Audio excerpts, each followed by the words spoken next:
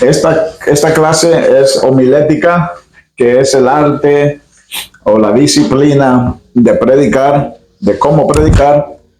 Y homilética se estudia para ser más efectivos en el arte de cómo comunicar la palabra del Señor y cómo hacer un sermón. La palabra homilética viene básicamente del griego, que significa tener un discurso o dar una charla. Y sermón es lo equivalente, pero en latín. Entonces, son las dos cosas, son lo mismo. Tanto homilética como un sermón es una homilía, se dice. Esa palabra se usa más en la Iglesia Católica. Cuando van a la Iglesia Católica, ellos le llaman homilía al discurso porque es bien cortito, pero nosotros le llamamos sermón. Pero más que todo, las dos cosas describen lo mismo, que es cómo se da un sermón religioso o un sermón que se basa básicamente en la Biblia. Entonces, homilética se estudia para esto, para ser más preciso con lo que se requiere a la palabra, enseñar la palabra o predicar la palabra. Para comenzar, hermanos, les quiero dar la importancia de lo que es la predicación y por qué nosotros deberíamos de estudiar cómo se predica para ser más competentes en esta área. Para esto le quería decir que en el Nuevo Testamento tenemos el mayor ejemplo acerca de un buen sermón en la historia de Pentecostés. En la historia de Pentecostés miramos que se da el primer sermón, el sermón después de que Jesús ha muerto y ha resucitado. Miramos el primer sermón hecho por Pedro en Hechos 2, del 1 al 40.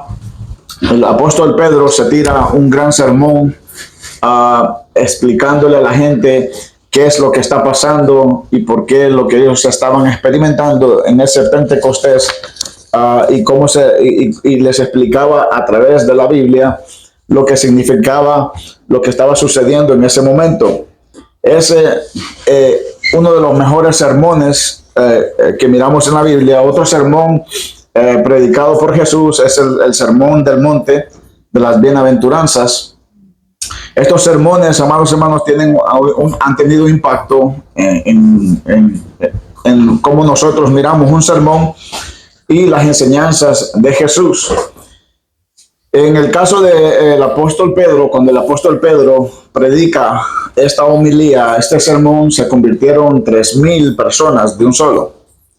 Entonces, lo peculiar de un sermón, de una homilía, es que se dirige a un grupo de personas, como lo estamos haciendo ahora, pero la diferencia de un sermón a una enseñanza es que lo que estoy haciendo ahorita es una enseñanza y no es un sermón, porque hay una interacción entre usted y yo. Entonces usted puede hacer preguntas, mientras que un sermón es un monólogo. Monólogo es alguien que solo es alguien dirigiéndose a muchas personas. Esa sería la diferencia entre enseñanza y un sermón.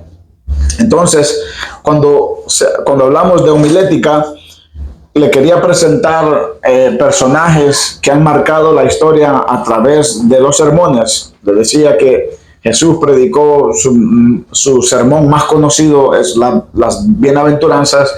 El apóstol Pedro predicó y se convirtieron 3,000 personas.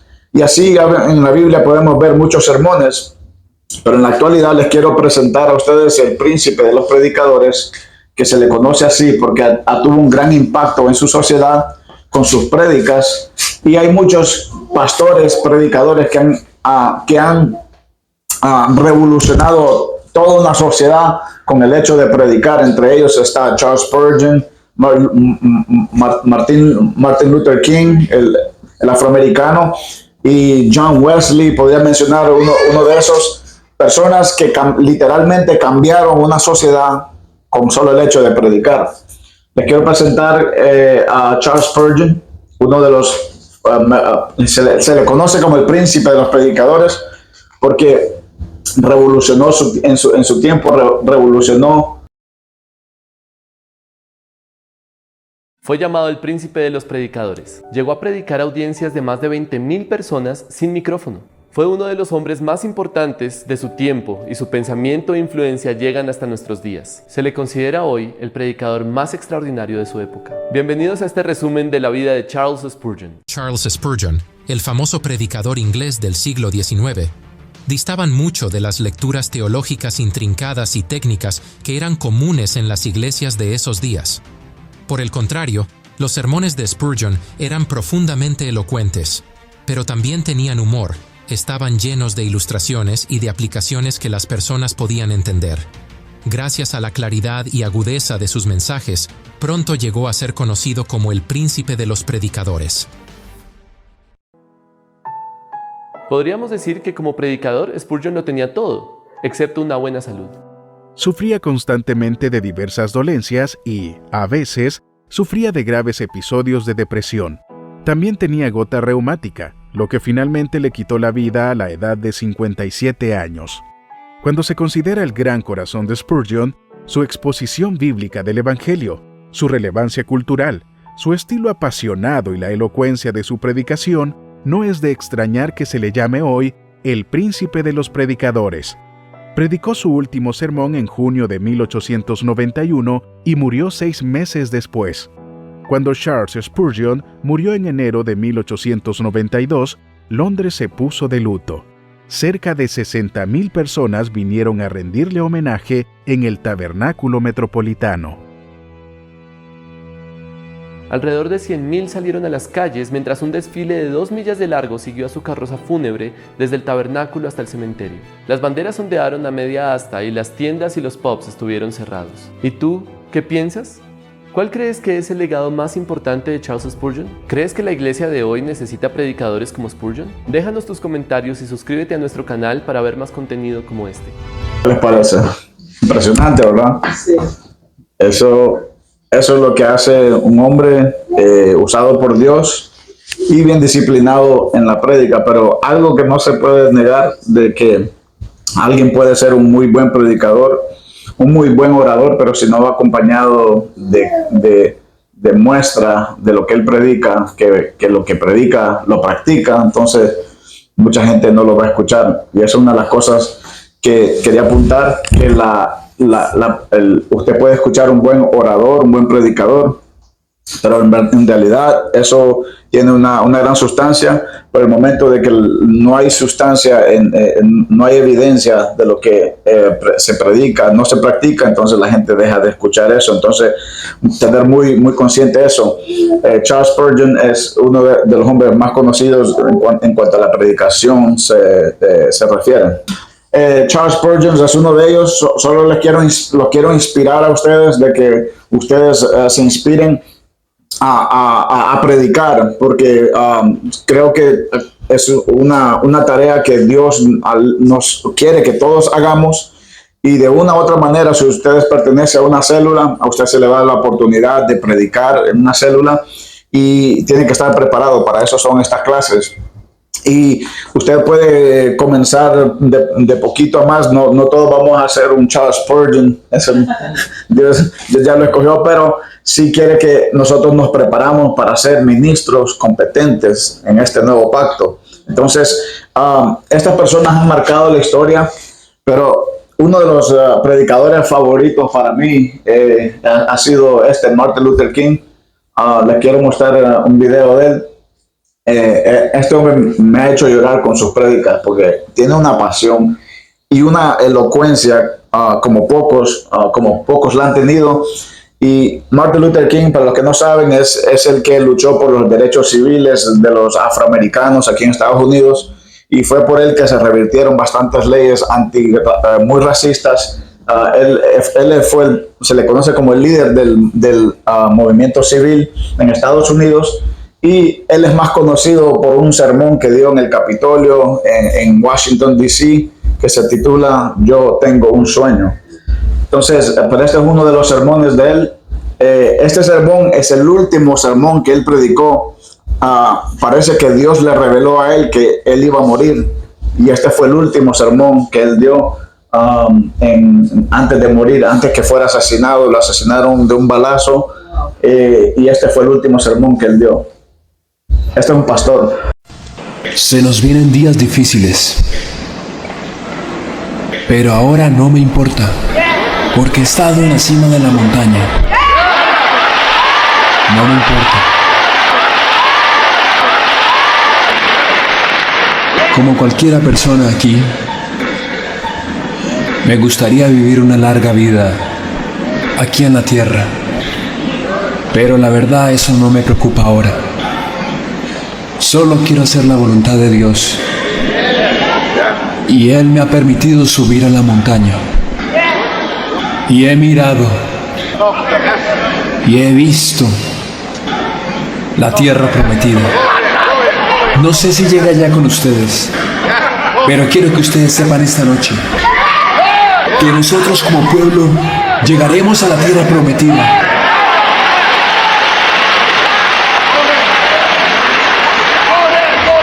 Así que esta noche estoy muy feliz. No me preocupa ninguna cosa, ni le temo a ningún hombre. Mis ojos han visto la gloria de la venida del Señor. Amén.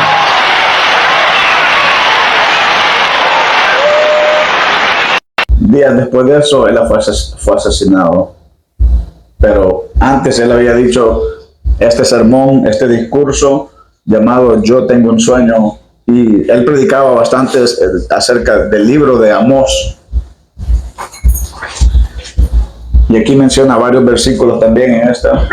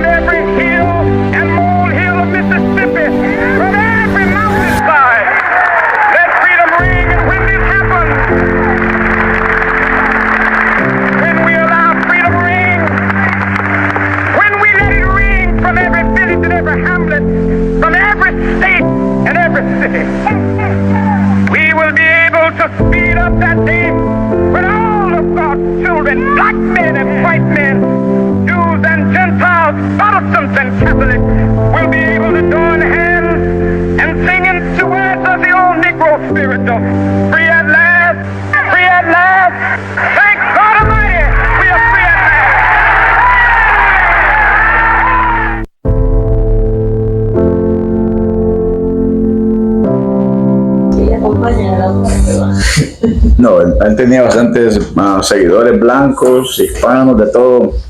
Y él le dio vuelta a la política estadounidense.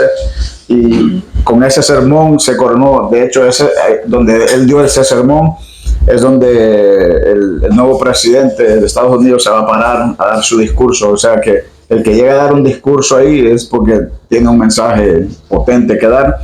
Y ese es el mejor discurso que se ha dado hasta el día de hoy en el Capitolio, ha sido del pastor Martin Luther King. Todo esto le decía, hermanos, porque todas estas personas han tenido una influencia enorme a través de la predicación.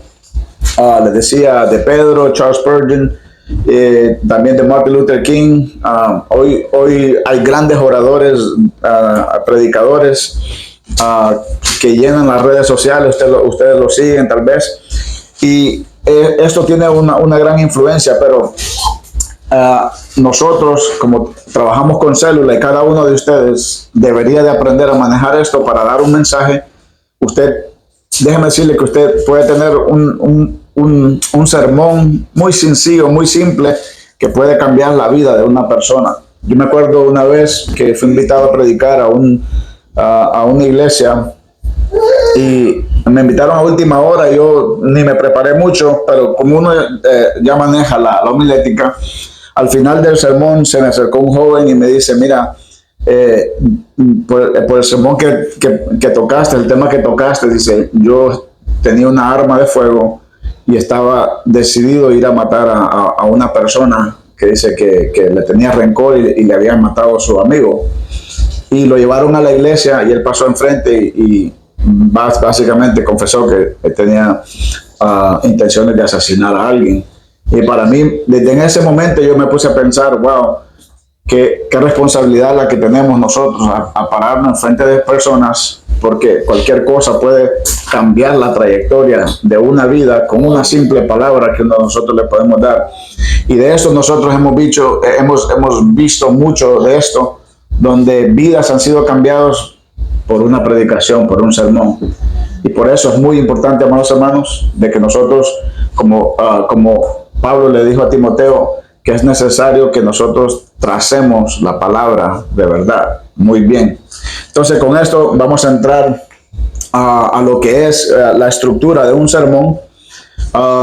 Y una página es para enseñarle lo que lleva un sermón y la otra página es de tarea para que usted analice el sermón del apóstol Pedro con todo lo que nosotros vamos a aprender. O sea, todo lo que vamos a aprender ahorita, usted se lo va a analizar el sermón de Pedro y de ahí usted va a responder a esas preguntas. Entonces, primero comenzamos, amados hermanos, que un sermón, toda predicación debe de llevar un tema. Este es una de las cosas que tiene que llevar el sermón, es un tema. Ok, lo más importante que usted tiene que saber de esto, que el tema es diferente al título. Okay, el tema no es el título, ni el título es el tema. Esas son dos cosas diferentes. ¿Qué es el tema? El tema es el asunto de lo que va a predicar usted. El asunto a predicar. Ok, ¿de qué se va a predicar? Ese es el tema. Muchas personas, créanlo o no, muchas personas predican y no tienen un tema. ¿Cómo sé esto? Porque hay muchas personas que se paran a hablar de la Biblia, pero sin un tema. Hablan de Jonás, hablan de Jesús, hablan de aquí, de allá. Y la mayoría de las veces, uno sabe que la gente está predicando sin un tema, porque usted le pregunta a la mayoría de la gente de qué se predicó y la gente no sabe de qué se predicó. Muchas veces, la mayoría de las veces que cuando alguien predica y el público no sabe de qué se predicó, quiere decir que la gente no puso atención o que se predicó sin tema, que usted creía que tenía un tema o el tema no estaba muy claro. Si usted va a predicar, tiene que condensar en su mente y en sus propias palabras el tema en una oración o en dos oraciones. Si usted no puede decir, cuando usted va a predicar, si usted cuando predica, usted no puede decir, yo prediqué de esto, esto y esto. Y si usted lo alarga más de 2 oraciones, es mi experiencia de que usted habló de muchas cosas, pero no tenía un tema. No hizo énfasis. No hizo énfasis. Sí, y esa es una de las cosas de la predicación. Tiene que hacer énfasis en algo y ese es el tema. Entonces, recuérdese esto, todo tema, y quiero que usted lo aplique hoy. Cuando usted escucha la predicación, resuma. Esa es una de las tareas. Resuma el sermón en una oración o 2 oraciones máximo. Y quiero que usted, el próximo domingo, yo le voy a preguntar cuál fue el tema del sermón de este domingo. ¿Ok? Y lo vamos a comparar. Si usted me comienza a dar un discurso de qué se predicó, o usted no entendió, no puso atención, o el predicador no predicó bien. Porque esa es la cosa, cuando usted pregunta, ¿y de qué se predicó?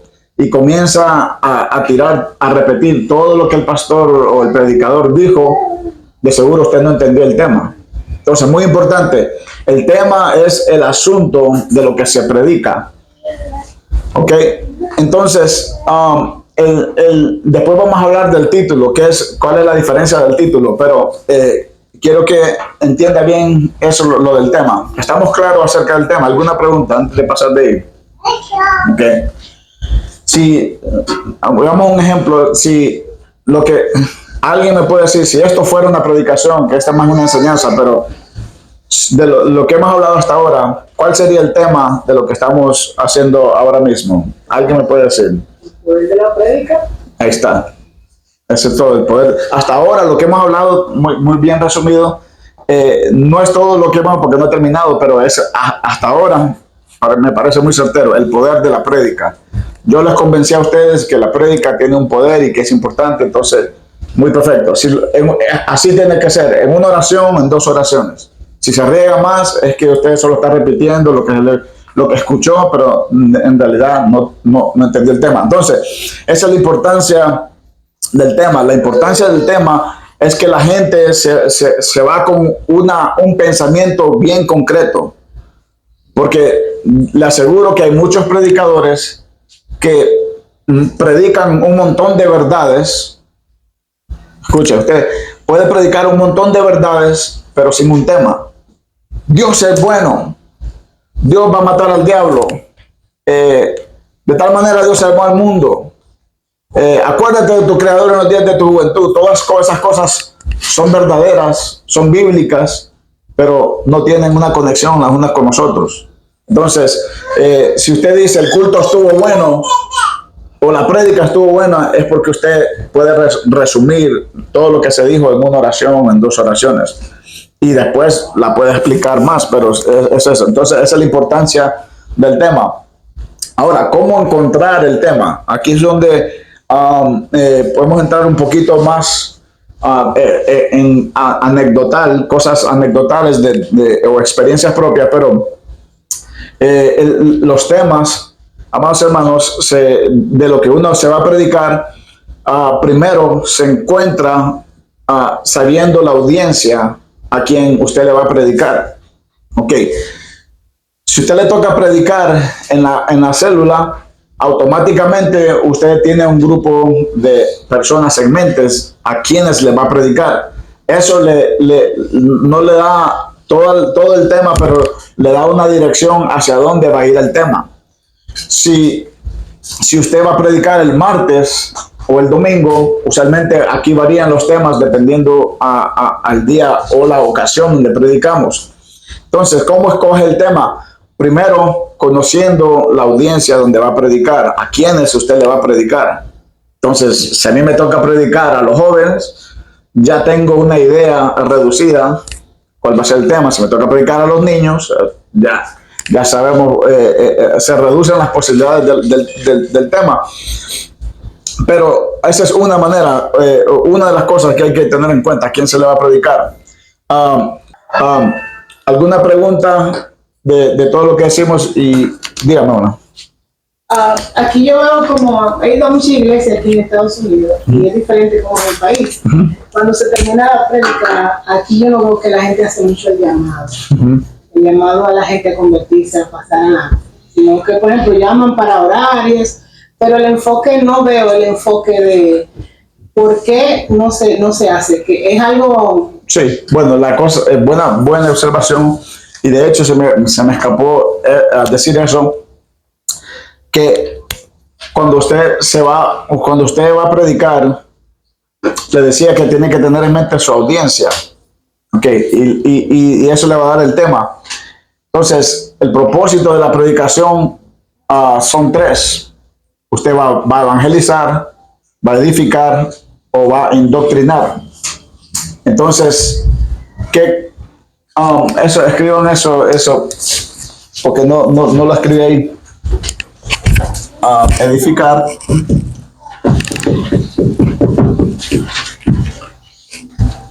evangelizar.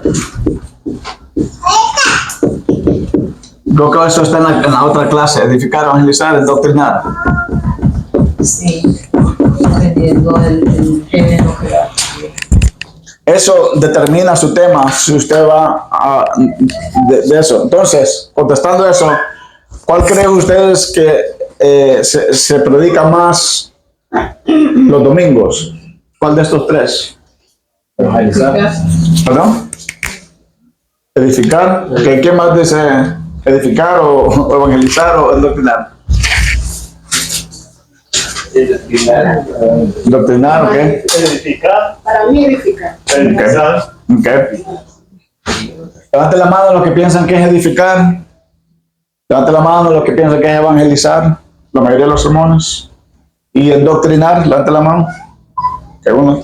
Ok, usualmente en los domingos es cierto, o se edifica o se doctrina, se predica doctrina o se edifica a los que ya son cristianos.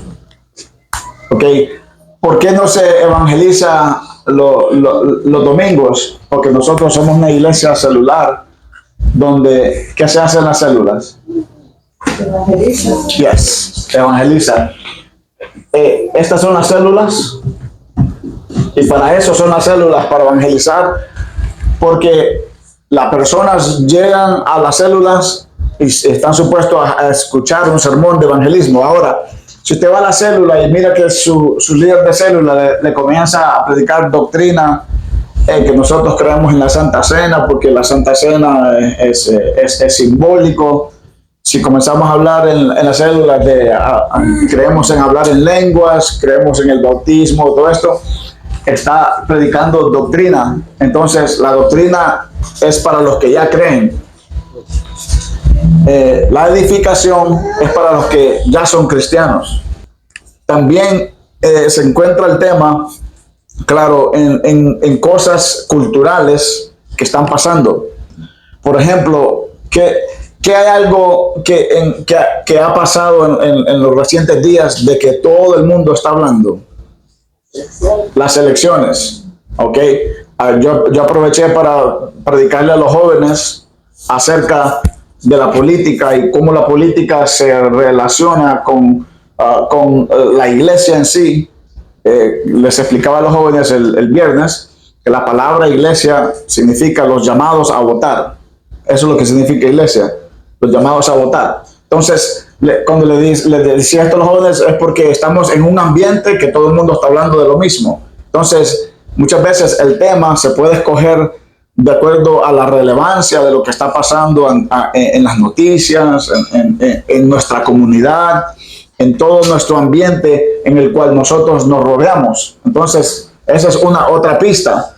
La audiencia y también lo que está pasando a nuestro alrededor. Muchas veces los temas vienen de parte de Dios, inspirados directamente de Dios, que Dios le dice a uno, quiero que toques este tema. Pero muchas veces nos toca a nosotros escoger el tema. Yo últimamente, en mi experiencia, yo me he retado a predicar, a menos de que se Dios de un tema en específico. Yo escojo un libro y yo digo, voy a predicar de este libro y espero que el Espíritu Santo dirija el tema de ese libro, y leo todo el libro, y de hecho últimamente me he retado yo mismo, nunca he predicado de este libro, voy a predicar lo que dice este libro. Y ese tema muchas veces son específicos a enseñar lo que ese libro habla. Entonces, esas son maneras de encontrar el tema, pero siempre todo tiene que ir acompañado de una oración de búsqueda al Señor, diciéndole, Señor, guíame, Señor, a buscar qué es lo que tú quieres. Ok, dicho esto, cómo no se encuentra el tema es también muy importante, porque si usted tiene algo personal con una persona, si usted mira que alguien no vino a la iglesia y dice, esta persona no viene a la iglesia, y usted dice, ya sé, voy a predicar de que hay que congregarse. Eso es antiético. Eso no se puede hacer. No se puede hacer un sermón por una persona. Si podemos predicar de asuntos que pasan en nuestra congregación, como les decía, nuestro ambiente, qué es lo que está pasando, pero si es algo general. Pero si es algo específico, no es ético hacer un sermón para desahogarse, para tirarle a una persona o a una familia. Eso es antiético. Si tiene que decirle algo, mejor vaya, dígale, hermano, venga a la iglesia. No tiene que predicarle un sermón. Pero si es algo congregacional, digamos, toda la iglesia está pasando por una economía, no hay trabajo afuera, toda la gente, todos los niños van a la escuela, son cosas congregacionales generales. Entonces se pueden hacer sermones con los problemas que existen en la congregación, pero si es para una persona, por favor, no lo haga, porque yo he visto eso y es malísimo, es feo. Sí, está mal. Entonces, eso es algo que no deberíamos hacer acerca del tema. Okay. Entonces, sigamos, cuando comenzamos a predicar, encontramos que vamos a usar la Biblia, ¿verdad? Porque tiene que usar la Biblia. Hay personas que usan los textos bíblicos como pretexto para decir algo de lo que ellos quieren hablar, mas no dejan que la Biblia hable, como hablamos de la hermenéutica la vez pasada, que los textos digan lo que tienen que decir. No podemos buscar un tema no podemos hacer un tema con versículos de diferentes solo para decir algo que nosotros queremos decirle a una persona. Entonces, pero en sí los versículos, dependiendo del género de que vamos a hablar después, se escogen diferentemente dependiendo los 4 géneros de sermones que les voy a explicar, creo que en la próxima clase, que los 4 géneros son géneros expositivos, textuales, temáticos y biográficos. Eso lo vamos a tratar la próxima clase, los 4 tipos de sermones. Entonces, los textos bíblicos se usan diferente dependiendo si es un sermón textual, si es un sermón expositivo, si es un sermón temático o uno biográfico. Ok, entremos a la estructura de un sermón. Lo primero es el tema.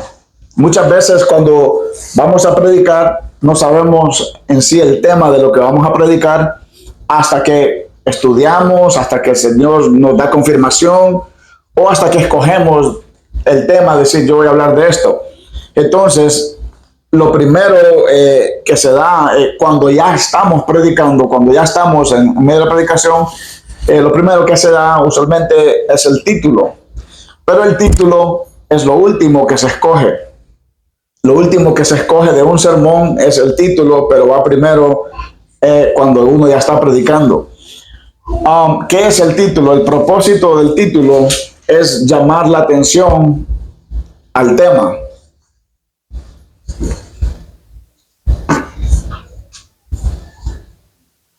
No es tiempo de que escriba. El propósito del título es llamar la atención al tema.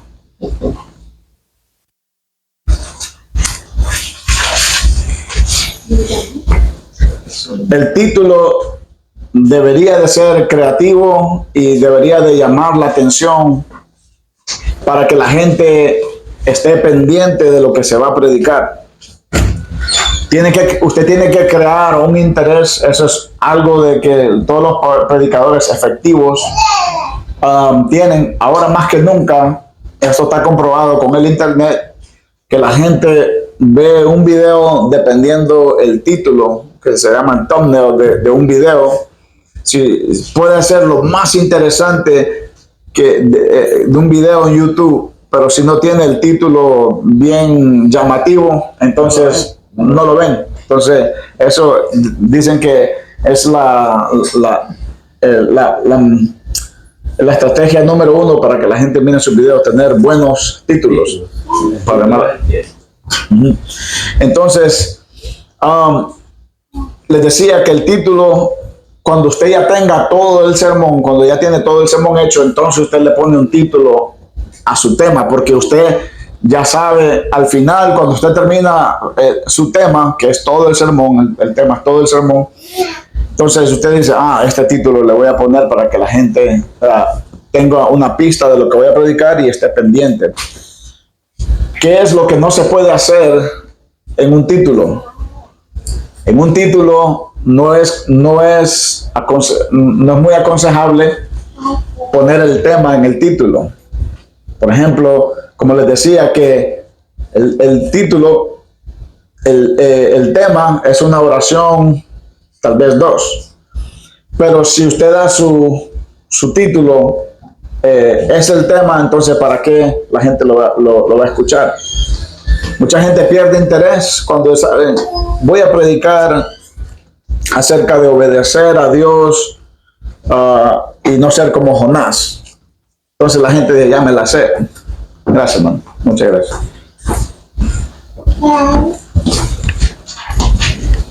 Entonces es muy importante, tal vez esto es estratégica para no perder la atención de la gente, y esto ya es oratoria, no para que la gente no pierda interés, es no ponerle en el título, poner todo el tema de lo que usted va a predicar, sino una pista, algo llamativo, algo creativo y tal vez algo provocador.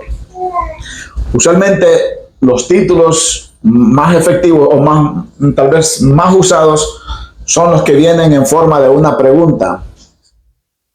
¿Se puede perder la salvación? Títulos llamativos usualmente son una interrogante y provocativos, sí. Imagínense si hablamos de con quién, si hago un tema de que Jesús, el tema de que Jesús se movía y le predicaba a los borrachos y a la clase baja, un título sería Jesús y los borrachos. Entonces, con eso, con el título usted no sabe el tema todavía, que Jesús y los borrachos.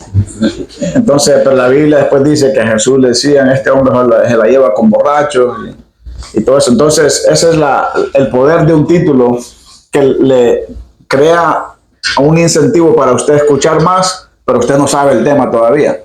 El tema usted lo va a desglosar.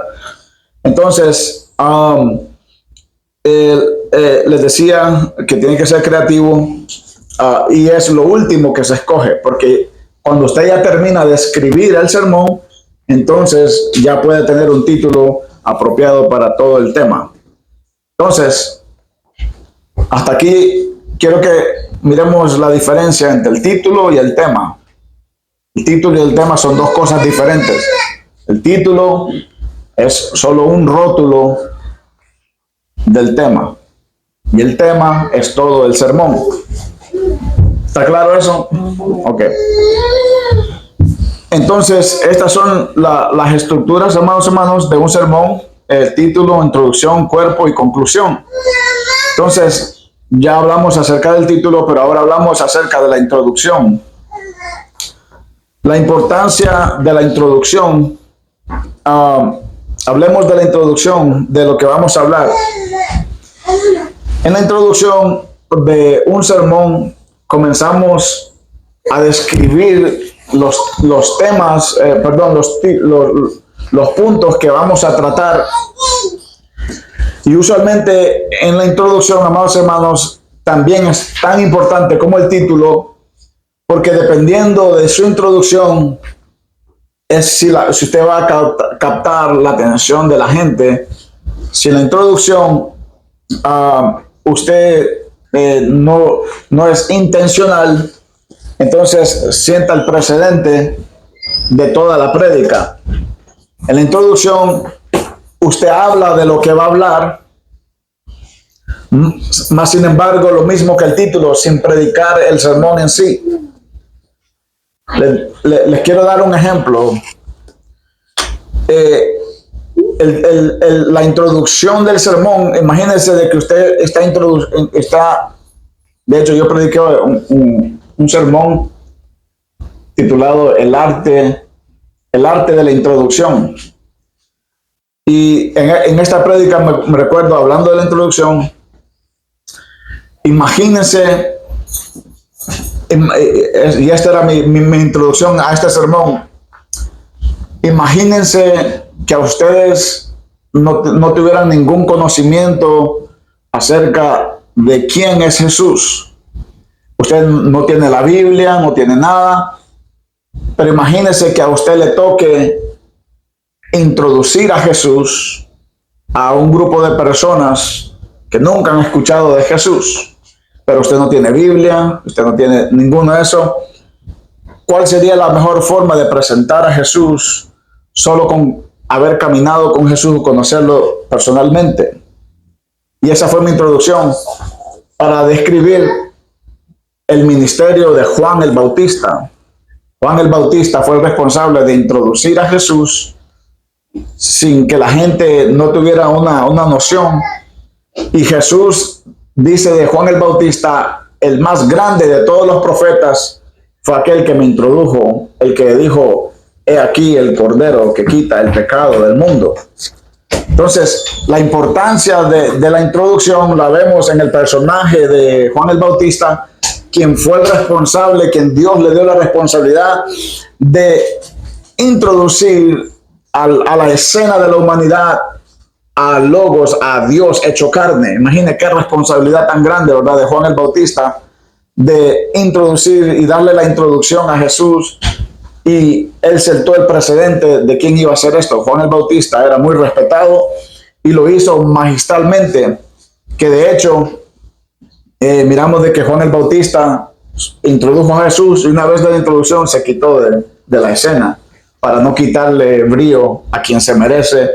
Dice, hey, aquel que viene después de mí no soy digno ni de quitarle las sandalias de sus pies, ¿verdad? Entonces, el arte de la introducción, amados hermanos, es de darle pista, darle lumbre. Nosotros conocemos, escucha esto, eso para mí Juan el Bautista representa la introducción de un sermón, porque nuestra doctrina, todo lo que nosotros sabemos, lo aprendemos pregúntese esto usted y respóndame. La doctrina y todo lo que nosotros predicamos, ¿la conocemos más por Juan Bautista o por Pablo? ¿Por qué? Dígame. Elabore. Pues Pablo fue el que se encargó de predicarle a los gentiles. No. Sí, también. Entonces recibimos el evangelio, las doctrinas de los dones espirituales. Juan nunca habló de los dones espirituales. Juan nunca habló cómo hacer iglesia. Juan nunca nos dijo cómo orar. Juan nunca nos dijo en realidadmente que Jesús era Dios. Juan solo nos dio una introducción y nos dio pista de que Jesús era Dios hecho carne.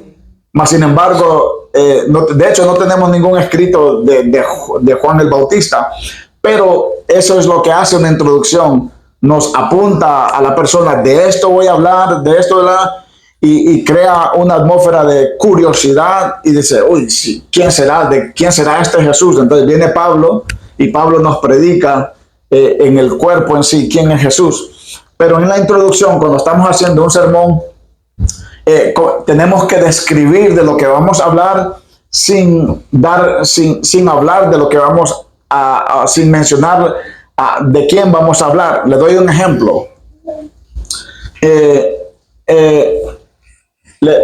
Mire esta introducción y usted me dice, voy a hacer una mímica de una introducción y usted me dice si usted adivina de lo que voy a hablar o no. Pero aquí pensando yo, hay un aparato que ha sido responsable de que la humanidad ahora haya resuelto el problema de desnutrición. Ha tenido un impacto en todo el mundo, tanto que el problema ahora en nivel global es la mucha nutrición, la obesidad, y ha sido por un aparato, un invento que ha preservado los alimentos para la posteridad, tanto que antes de eso no tenían eso las personas, y este aparato ha venido a cambiar al mundo. ¿Alguien me puede decir de qué estoy hablando? ¿Celular? No. ¿Un aparato? Sí. Esa fue una introducción de lo que voy a hablar. ¿Alguien me dice de lo que estoy hablando? Refrigeradora. Entonces, muchas personas, alguien ha experimentado en la prédica, cuando escucha la introducción, yo ya sé lo que voy a hablar, pero la mayoría de la gente no. Pero crea curiosidad de lo que usted va a hablar, sin mencionar de lo que usted va a hablar. ¿Sí me entendió? Entonces, de esa manera yo puedo describir el celular, puedo describir la televisión sin decirle voy a hablar del celular. Porque si usted me dice, yo le digo, hey, le voy a hablar de la refrigeradora, usted ya sabe todo lo que hace una refrigeradora. Pero si le doy un contexto mundial de que, hey, este aparato conserva la comida, cosa que millones de gente antes no podían hacerlo.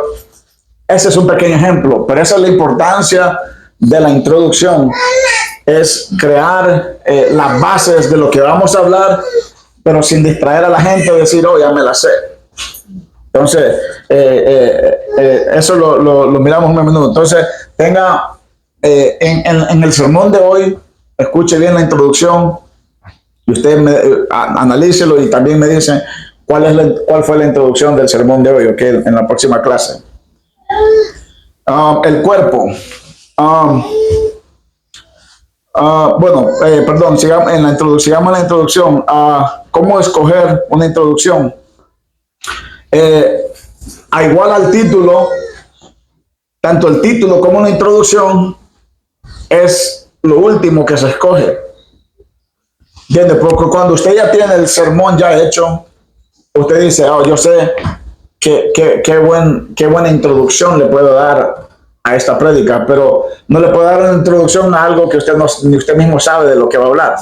Entonces, tiene que terminar de escribir el sermón para después ponerle el título y después ponerle la introducción. Okay, eso están en orden a cómo se hace, pero en realidad cuando uno lo está escribiendo es al revés. Se escoge el título y la introducción de último. Ok, el cuerpo de lo que se va a predicar.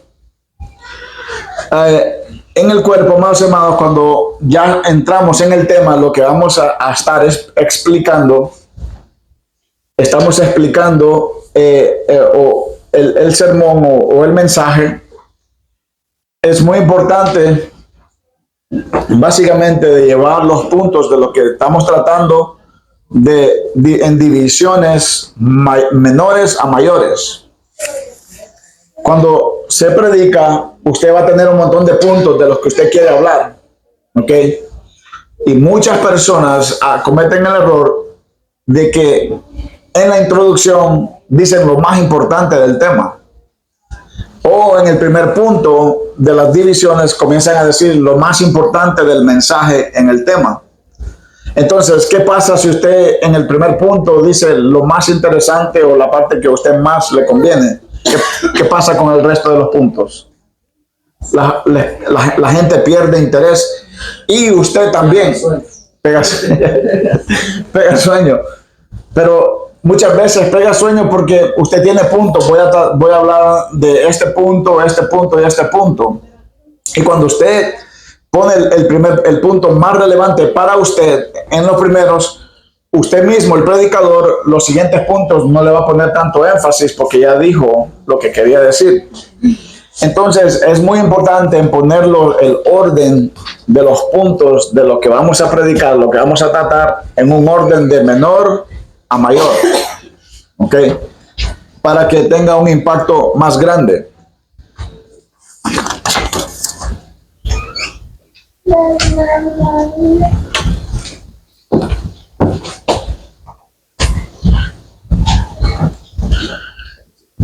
¿Estamos bien? ¿Alguna pregunta acerca del cuerpo? En el cuerpo, yo le sugiero que usted organice su sermón entre puntos A, B, C.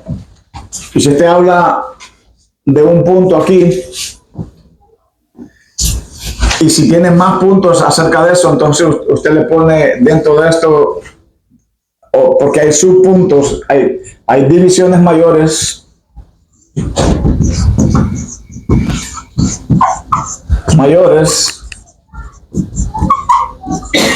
y divisiones menores.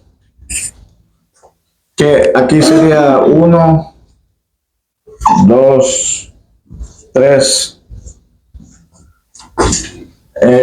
Estas son divisiones menores.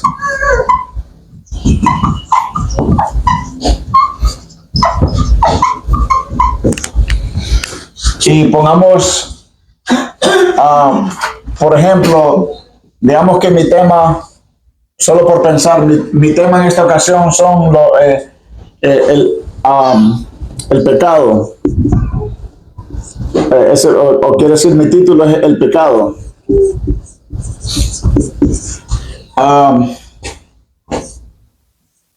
Digamos que el pecado, y comienzo a hablar yo de divisiones mayores. Dios odia el pecado.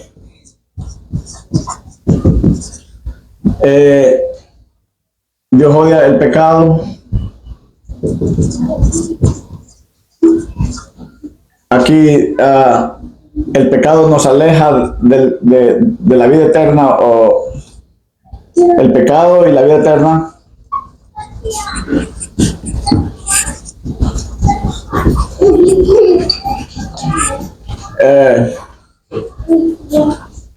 Consecuencias del pecado aquí en la tierra.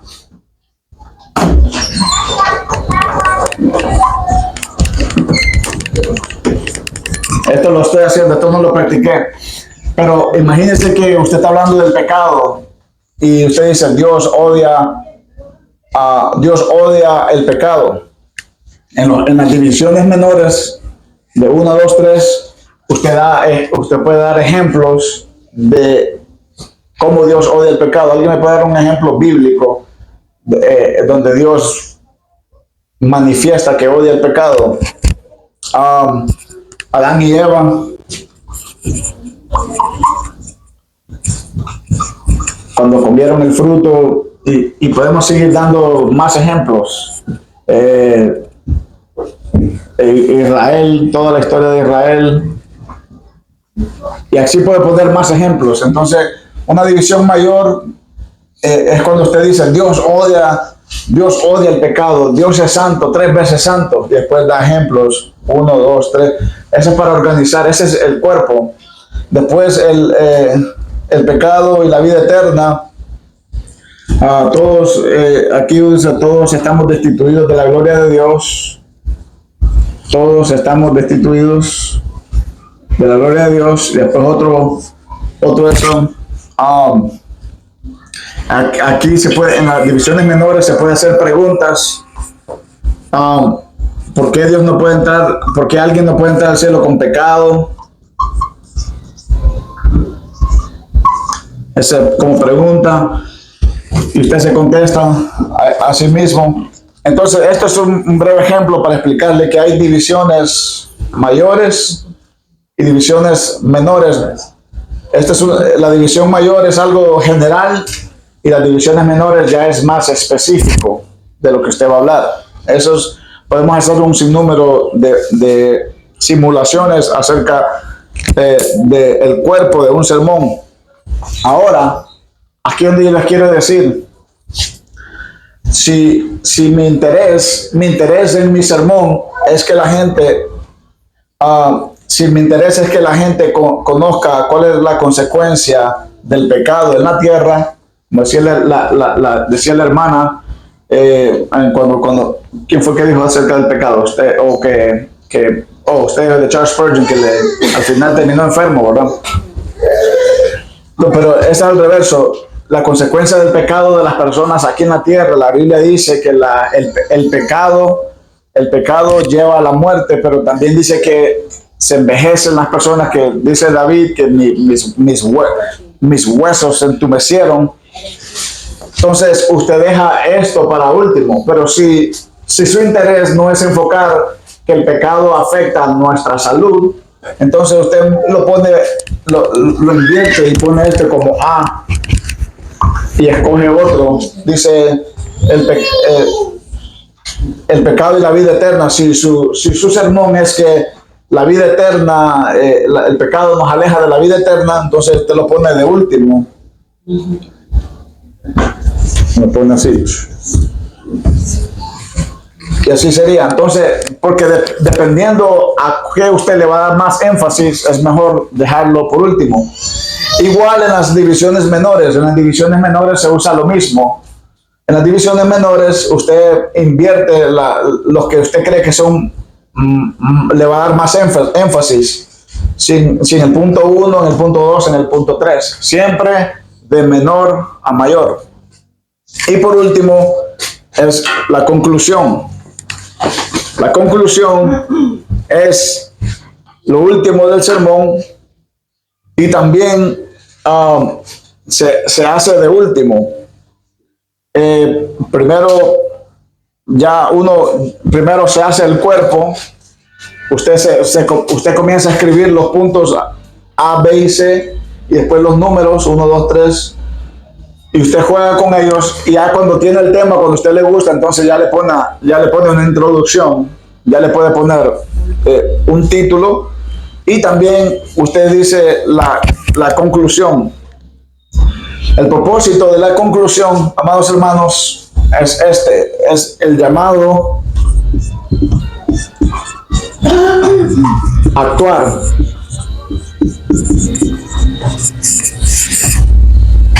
Y el resumen del sermón.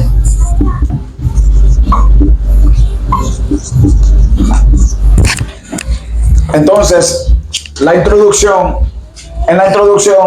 usted hace primero, usted resume brevemente los puntos A, B y C, como lo tenga. Usted hace un resumen de estos puntos en la introducción, en la conclusión.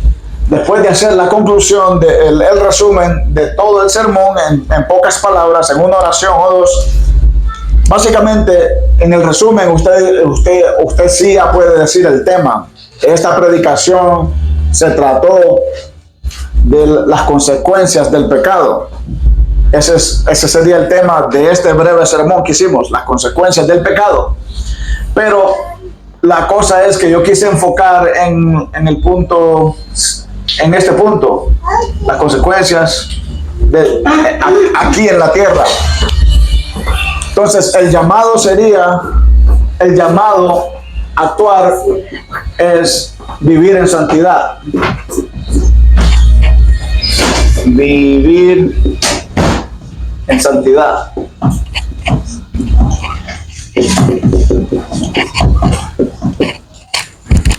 Entonces, amados hermanos, la conclusión se trata de resumir o dar el tema. Ahí sí podemos dar el tema. Este sermón se trató de esto. Al final usted da el tema en una oración o dos oraciones, pero también se hace el llamado a actuar. En este caso, el llamado a actuar es a vivir en santidad, a orar, a ayunar, de abstenerse, de todo lo demás. Toda predicación tiene que llevar un llamado a qué hacer. Si no, solo dijimos un montón de cosas que son verdades, pero el sermón es para llevar una vida de cambio a las personas.